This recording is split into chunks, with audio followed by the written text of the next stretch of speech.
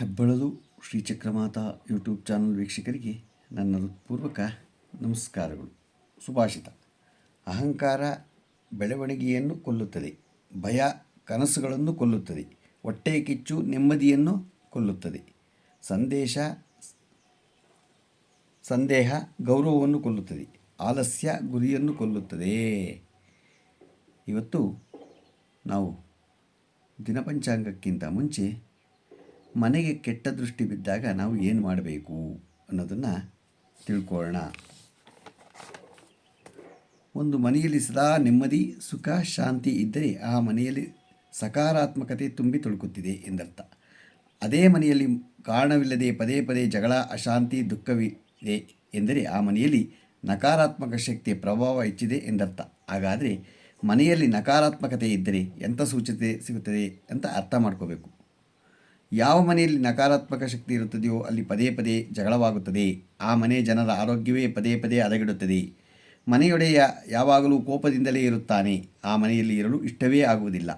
ಎಲ್ಲಾದರೂ ಹೊರಗಡೆ ಹೋದರೆ ಮತ್ತೆ ಮನೆಗೆ ಹೋಗುವುದೇ ಬೇಡ, ಹೊರಗೆ ಇದ್ದು ಬಿಡೋಣ ಎನಿಸುತ್ತದೆ. ಮನೆಯಲ್ಲಿ ಪದೇ ಪದೇ ಜಗಳ ಆಗ್ತಲೇ ಇರುತ್ತೆ. ಯಾವ ರೀತಿಯ ಜಗಳವೆಂದರೆ ಸಣ್ಣ ಪುಟ್ಟ ವಿಚಾರಕ್ಕೂ ಒಡೆದಾಡಿಕೊಳ್ಳುವಂಥ ಜಗಳವಾಗುತ್ತದೆ. ಆ ಮನೆಯಲ್ಲಿ ಎಲ್ಲರೂ ಸದಾ ಸಿಟ್ಟಿನಿಂದ ಪ್ರತಿದಿನ ಕಲಹ, ಕಣ್ಣೀರಿಡುವ ಪರಿಸ್ಥಿತಿ ಬರುತ್ತದೆ. ಇದೆಲ್ಲ ನಕಾರಾತ್ಮಕ ಶಕ್ತಿ ನಿಮ್ಮ ಮನೆಯಲ್ಲಿ ಇದೆ ಎನ್ನುವ ಸೂಚನೆಯಾಗಿದೆ. ಏಕೆಂದರೆ ಪ್ರೇತಗಳಿಗೆ ಕಲಹವೆಂದರೆ ಬಹು ಪ್ರೀತಿಯಂತೆ. ಆರ್ಥಿಕ ಪರಿಸ್ಥಿತಿ ಹದಗೆಡುತ್ತದೆ, ಹಣ ನೀರಿನಂತೆ ಹರಿಯುತ್ತದೆ, ಖರ್ಚು ಹೆಚ್ಚಾಗುತ್ತದೆ, ಆದಾಯ ಬರುವುದು ನಿಲ್ಲುತ್ತದೆ, ಮನೆ ಜನರ ಆರೋಗ್ಯ ಹಾಳಾಗುತ್ತದೆ,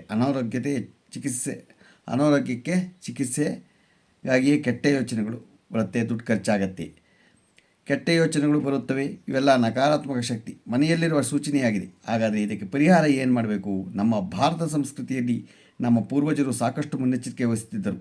ಯಾವುದೇ ಕೆಟ್ಟ ದೃಷ್ಟಿ ತಾಕದೇ ಇರುವ ಹಾಗೆ ನೋಡಿಕೊಳ್ಳುತ್ತಿದ್ದರು. ಅದರಿಂದ ಅವರ ಜೀವನ ನೆಮ್ಮದಿಯಿಂದ ಕೂಡಿತ್ತು, ಅವರು ಆರೋಗ್ಯವಾಗುತ್ತಿದ್ದರು. ಹಾಗಾದರೆ ನಮ್ಮ ಪೂರ್ವಜರು ಅಜ್ಜಿ ಹೇಳುವ ಪ್ರಕಾರ ನಮಗೆ ಕೆಟ್ಟ ದೃಷ್ಟಿ, ಅದರಿಂದ ಅವರ ಜೀವನದ ನೆಮ್ಮದಿಯಿಂದ ಕೂಡಿತ್ತು, ಅವರು ಆರೋಗ್ಯವಾಗುತ್ತಿದ್ದರು. ಹಾಗಾದರೆ ನಮ್ಮ ಹಿಂದಿನವರು ಪ್ರಕಾರ ಮನೆಗೆ ಕೆಟ್ಟ ದೃಷ್ಟಿ ಇದ್ದರೆ ಏನು ಮಾಡಬೇಕು ಅನ್ನೋದನ್ನು ಇದ್ದರೆ ಸ್ವಲ್ಪ ಕಲ್ಲುಪ್ಪು ಮತ್ತು ಸ್ವಲ್ಪ ಸಾಸಿವೆ ಹಿಡಿದುಕೊಂಡು ಮನೆಯ ಎಲ್ಲ ಕೋಣೆಯಲ್ಲಿ 3 ಸಲ ನಿವಳಿಸಿ ನಂತರ ಅವೆಲ್ಲವನ್ನೂ ಮನೆಯ ಆಚೆ ಸುಟ್ಟು ಬಿಡಬೇಕು. ದೃಷ್ಟಿ ನಿವಾರಣೆಯಾಗುತ್ತದೆ. ಒಂದು ಒತ್ತಿ ಬತ್ತಿ ತೆಗೆದುಕೊಂಡು ಅದನ್ನು ಸಾಸಿವೆ ಎಣ್ಣೆಯಲ್ಲಿ ಚೆನ್ನಾಗಿ ಅದ್ದಿ ಬತ್ತಿಯನ್ನು ಮನೆಯ ಎಲ್ಲ ಸದಸ್ಯರ ಮೇಲೆ 3 ಸಲ ನಿವಳಿಸಿ ಅದನ್ನೇನು ಮಾಡಬೇಕು, ಆಚೆ ತೊಗೊಂಡೋಗಿ ಸುಟ್ಟು ಬಿಡಬೇಕು. ನಂತರ ಅದನ್ನು ಒಂದು ನಿಂಬೆಕಾಯಿ ತಗೊಬೇಕು. ಮನೆಯ ಮುಂದೆ ನಿಂತು ನೀವು ಬಳಸ್ಬಿಟ್ಟು ಎಲ್ಲರಿಗೂ ಅದನ್ನು ಎಲ್ಲ 4 ಕಡೆಗೂ ಕಟ್ ಮಾಡಿ ಎಸ್ತು ಬಿಡಿ. ಅಷ್ಟೇ, ಇನ್ನೇನು ನಾವು ಮಾಡೋಕ್ಕೆ ಹೋಗಬೇಡಿ. ಯಾವಾಗಲೂ ಬೆಳಗ್ಗೆ ಎದ್ದು ಬೇಗ ಎದ್ದು ನಾವು ನಕಾರಾತ್ಮಕ ಶಕ್ತಿ ಹೋಗಬೇಕು ಅಂದರೆ ನಾವು ಬೇಗ ಎದ್ದು ಸೂರ್ಯನಿಗಿಂತ ಮುಂಚೆ ಎದ್ದು ಸ್ನಾನ ಮಾಡಿ ದೇವರಿಗೆ ದೀಪ ಹಚ್ಚಿ ದೇವರ ನಾಮವನ್ನು ಹೇಳೋದನ್ನು ಕಲ್ತ್ಕೋಬೇಕು. ಗೊತ್ತಾಯ್ತಾ? ಆವಾಗ ಸೂರ್ಯ ಹುಟ್ಟಕ್ಕಿಂತ ಮುಂಚೆ ನಾವು ಹೇಳದೆ ಹೋದರೆ ಸೂರ್ಯ ಹುಟ್ಟಿದ ಮೇಲೆ ಹೆಚ್ಚೆ ಅವೆಲ್ಲ ನಕಾರಾತ್ಮಕ ಶಕ್ತಿನೇ ತುಂಬುತ್ತೆ, ಕೆಟ್ಟದ್ದೇ ಆಗತ್ತೆ. ಅದರಿಂದ ನಾವು ಸೂರ್ಯ ಹುಟ್ಟೋಕ್ಕಿಂತ ಮುಂಚೆ ಎದ್ದು ನಾವು ನಿತ್ಯ ಪೂಜೆ, ನಿತ್ಯ ಸಂಧ್ಯಾ ವಂದನೆ ಏನೇನು ಮಾಡಬೇಕು ನಮ್ಮ ಕರ್ತವ್ಯಗಳನ್ನು ನಾವು ನಿಭಾಯಿಸಿದರೆ ಯಾವ ಕೆಟ್ಟ ಮನೆಯಲ್ಲಿ ನಕಾರಾತ್ಮಕ ಶಕ್ತಿಗಳು ನಮಗೆ ಬರೋದಿಲ್ಲ. ಗೊತ್ತೈತೆ? ಅದರಿಂದ ನಾವು ಅದನ್ನು ಪಾಲಿಸೋಣ. ಇಂದವರು ಹೇಳಿರೋ ಪ್ರಕಾರ ಇವತ್ತು ದಿನಪಂಚಾಂಗವನ್ನು ತಿಳ್ಕೊಳ್ಳೋಣ.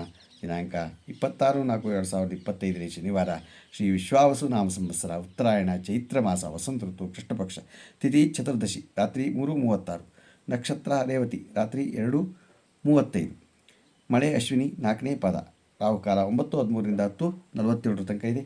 ಗುಳಿಕ ಕಾಲ 6 ಗಂಟೆ 6 ನಿಮಿಷದಿಂದ 7:39 ತನಕ ಇದೆ.